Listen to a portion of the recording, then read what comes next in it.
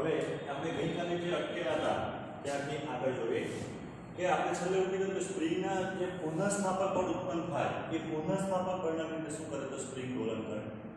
તો F = minus કહેવાય આપણે તારે જ્યાં F એટલે પુનઃસ્થાપક બળ, K એટલે જે તંત્ર સળાવર દોલન કરતું હોય એ તંત્રનો બળ અચળાંક, સ્પ્રિંગ હોય તો સ્પ્રિંગનો બળ અચળાંક, એ સિવાય બીજા કોઈ હોય તો એ બીજા કોઈ આપણે કહી શકાય કે નો તંત્રનો બળ અચળાંક.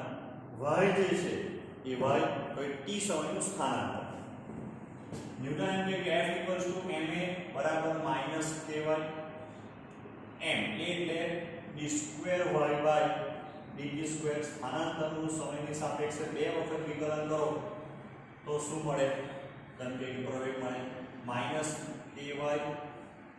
therefore d2y/dt2 is equal to -k/m into y. તો હવે આપણે એમ ધારીને કે ભાઈ ધારો કે k/m is equals to omega અથવા ઓમેગા 0 સ્ક્વેર. પાછળથી આપણે સાબિતી કરશું ઓમેગા શું છે તરત જ આપણને ખબર પડી જશે. તો k/m બરાબર ઓમેગા સ્ક્વેર જો આપણે ધારી લઈએ તો શું થશે? તો હવે k/m is equals to omega square મૂકી દઈએ તો આપણને મળશે d2y/dt2 બરાબર માઈનસ ઓમેગા સ્ક્વેર y, અથવા આપણને મળે d2y/dt2 બરાબર plus omega square y is equals to 0. તો આ કે આ આપણને જે મળ્યું એ શું છે? તો એ આપણે કહી શકાય કે સરળ આવર્ત ગતિનું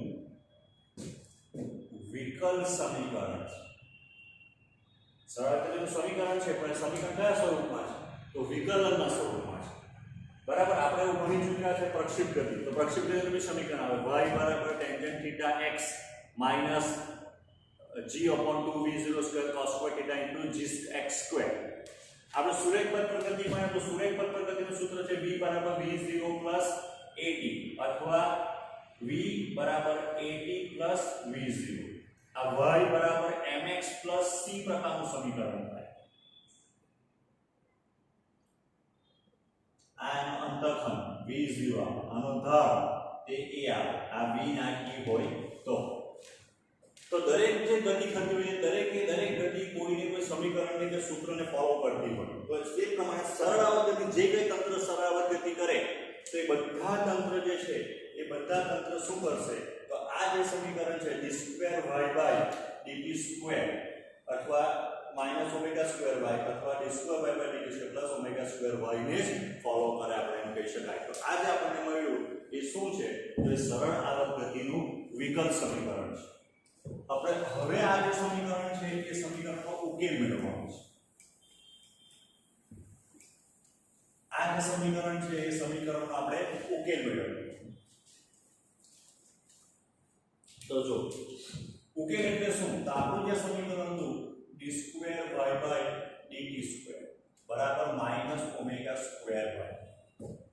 તો આપણે નીચલા સ્ટાન્ડર્ડમાં એવું આવેલું છે કે ધારો કે એવું સમીકરણ હોય 2x + 3y બરાબર 1, 2x - 4y બરાબર -2 આવું કંઈક હોય. બરાબર છે. તો આ દ્વિચલ સુરેખ સમીકરણ છે. તો દ્વિચલ સુરેખ સમીકરણનો ઉકેલ મેળવ્યા પછી આપણે શું કરતા હતા? x અને y ની કિંમત મૂકી આમાં અને સાદુરૂપ આપતા જો 1 આવે એટલે ડાબા બાજુનો જવાબ થાય તો માની લેવાનું કે આપણો શક્ય ઉકેલ છે. બરાબર છે. એ આપણો શું થાય? એક ઉકેલ છે આપણે એમ કહી શકતા હતા.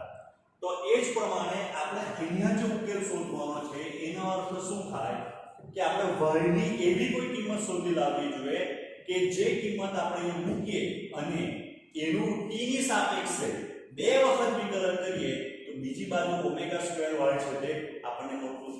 તો આપણે એમ કહી શકાય કે આ શું છે? એક શક્ય ઉકેલ છે y. તો હવે એ ઉકેલ મેળવવા માટે આપણે શું કરીએ? તો એક ટેકનિક અપનાવીએ.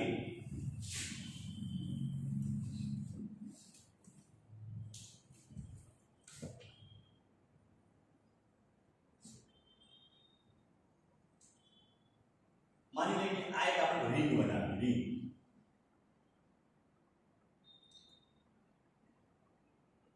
એની સાથે આપણે શું કહ્યું તો એ રિંગની સાથે સાથે આપણે દૂર બે લાઈટ દૂર મૂકવા પાછળનો હેતુ એ છે કે જે બધી કિરણો આ રિંગ ઉપર પડે એ બધા સમાંતર પડે આ રીતે. હવે આ રિંગને કેવી રીતના ગોઠવેલી છે તો આપણો જે એમ કીધું આપણે કે સ્પ્રિંગ આ દોલન કરે તો એના જે દોલનો એવી રીતના થતા છે આ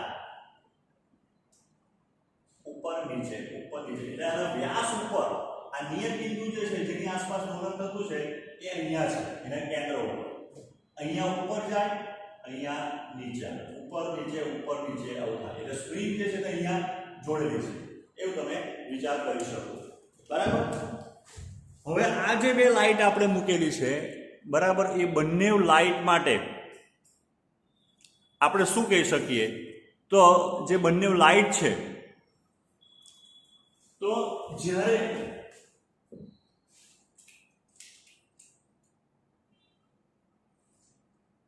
આ ઉપર જતું હોય ત્યારે આ બાજુની લાઈટ ઓન થાય ને જ્યારે નીચે આવતું હોય ત્યારે આ બાજુની લાઈટ ઓન થાય. તો એનો અર્થ હવે એમ થયો કે જ્યારે આપણે અહીંયાથી સ્ટાર્ટ કરીએ ને ઉપર જવાનો પ્રયત્ન કર્યો પહેલી આ લાઈટ ઓન થવાની એ લાઈટ ઓન થાય એટલે એનો અર્થ એમ થાય કે એનો અહીંયા પડછાયો પડવાનો રિંગ ઉપર અહીંયા લાઈટ ઓન થાય એટલે એના પ્રકાશનું કિરણનો પડછાયો અહીંયા પડવાનો. હવે કા જતું છે દોલક ઉપર જતું છે જે સરાવર્તની કરે તે અહીંયા આવી ગયું એ જ્યારે અહીંયા આપણે ઉપર જતો હોય તો લાઈટ હજુ બી આ જ ઓન છે તો શું થશે અહીંયા આવે એનો પડછાયો અહીંયા પડછાયો પડશે એટલે બંને ભેગા થઈ જશે એમ કહેવાય. હવે જ્યારે નીચે આવે તો નીચે આવે તે બાજુ લાઈટ ઓન થાય તો એનો પડછાયો જે છે તે આ બાજુ પડે આ બી અત્યારે નીચે અહીંયાથી અહીંયા હવે કા જતું છે નીચે પહેલા નીચેથી ઉપર ગયું ઉપરથી હવે નીચે આવતું છે આ વચ્ચે આવી નીચે જતું કા છે અત્યારે નીચે એટલે પેલી લાઈટ ઓન થવાની એટલે પડછાયો અહીંયા પડે. એ જ પ્રમાણે હવે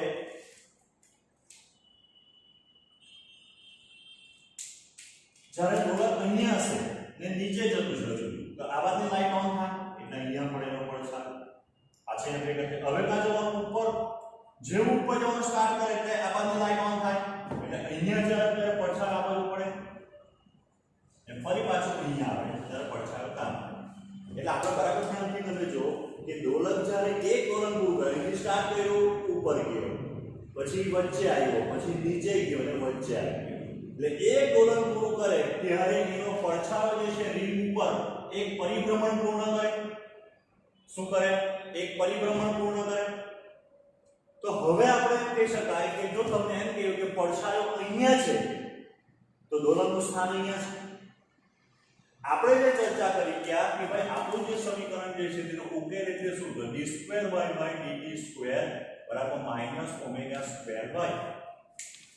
તો આપણે શું કર્યું છે તો એમ કે ઉકેલ મેળવવાનો છે.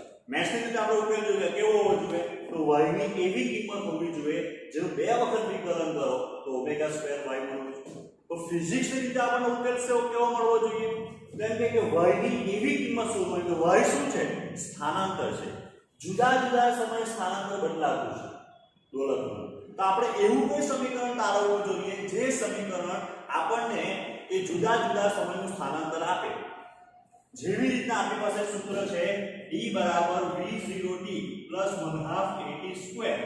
તો જુદા જુદા સમયે આપણું અંતર બતાવે આપણને સ્થાન બતાવે. તો આપણે હવે એવું કોઈ સમીકરણ તારવવું જોઈએ કે જે સમીકરણ આપણે એમ કહી શકીએ કે જુદા જુદા સમયે એનું સ્થાનાંતર આપે. સ્થાન આપે તો જો પડછાયો અહીંયા હોય તો આપણને ખબર પડી જાય કે દોલક અહીંયા છે ઉપર જતું છે. પડછાયો અહીંયા હોય તો આપણને ખબર દોલક અહીંયા છે નીચે જતું છે. અહીંયા હોય તો કા હોય નીચે જતું છે અહીંયા છે. પણ અહીંયા જ હોય એટલે પડછાયો અહીંયા હોય તો કા જતું હોય ઉપર. પડછાયો અહીંયા છે તો આપણે માની લેવું પડે કે દોલક અહીંયા છે ને કા જાય ઉપર જાય. બરાબર છે. એટલે એનો મતલબ એમ થઈ ગયો કે આપણે જે છે એ પડછાયાના સ્થાન ઉપરથી દોલકનું સ્થાન નક્કી કરી શકાય. પડછાયો અહીંયા હોય દોલક અહીંયા છે નીચે જતું છે. પડછાયો અહીંયા છે દોલક અહીંયા છે ઉપર જતું છે. બરાબર છે. તો હવે આપણને પરિભ્રમણ વિશે ઘણું બધું ખબર છે. પરિભ્રમણ વિશે આપણને ઘણું બધું ખબર છે. બરાબર. તો હવે એના પરથી સૂત્ર મેળવવાનો પ્રયત્ન કરીએ.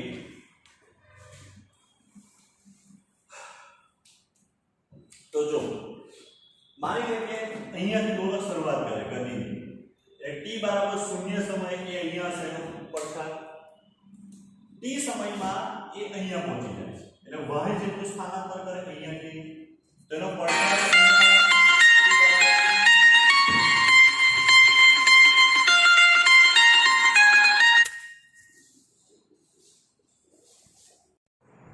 એટલે જો t બરાબર 0 સમયે દોલક અહીંયા તેનો પડછાયો આવે.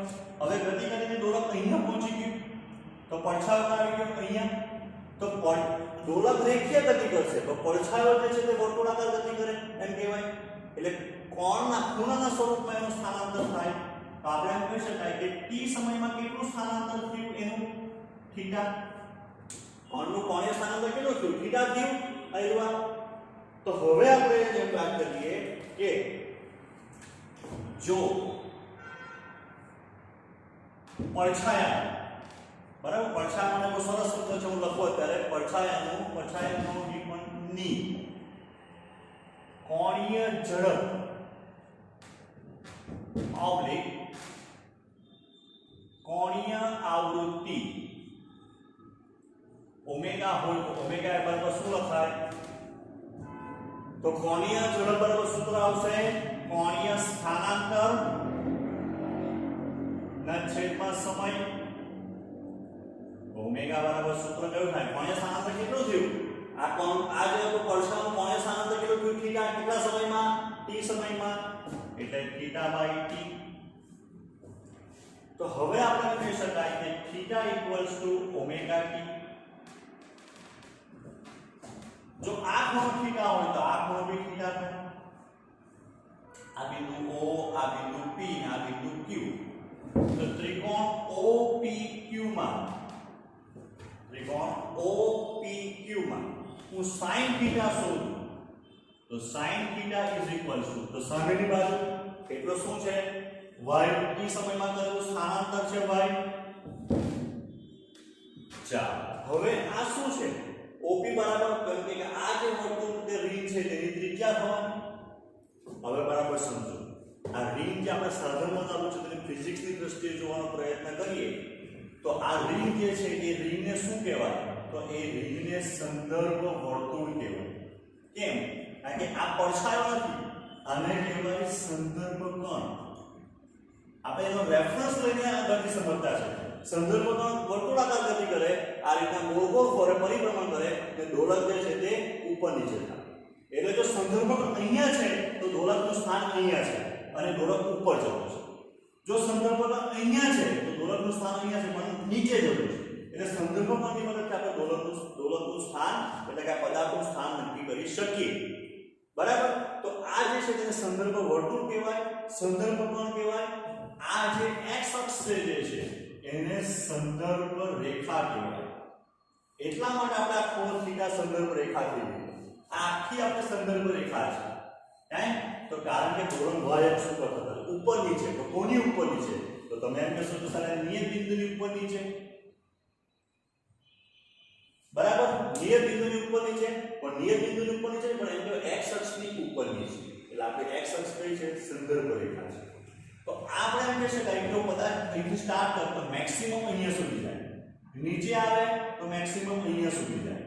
આયુ આ જો આ વર્તુળની ત્રિજ્યાને a ગણું તો આ બિંદુ y બરાબર a થઈ જાય. આટલું અંતર a આ બરાબર -a કારણ કે નીચે છે ધ્રુવ અક્ષ ઉપર.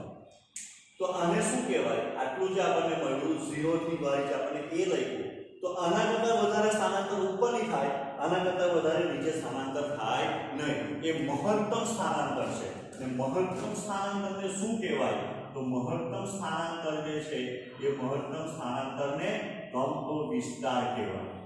a એને શું કહેવાય કંપ વિસ્તાર a. એટલે નિયત બિંદુથી કોઈ એક તરફના મહત્તમ સ્થાનાંતરને શું કહેવાય તો કંપ વિસ્તાર. નિયત બિંદુથી કોઈ એક તરફના મહત્તમ સ્થાનાંતરને શું કહેવાય તો કંપ વિસ્તાર a કહેવાય. એટલે આપણે અહીંયા લખીએ a. કેમ a? કારણ કે આવી ત્રિજ્યા a હોય તો આવી a છે, આવી ત્રિજ્યા થવાની. તો therefore y is equals to a sin theta. Therefore y is equals to a sin omega t. આપણને સૂત્ર મળે y equals to a sin omega t. આપણને સૂત્ર મળે. બરાબર છે.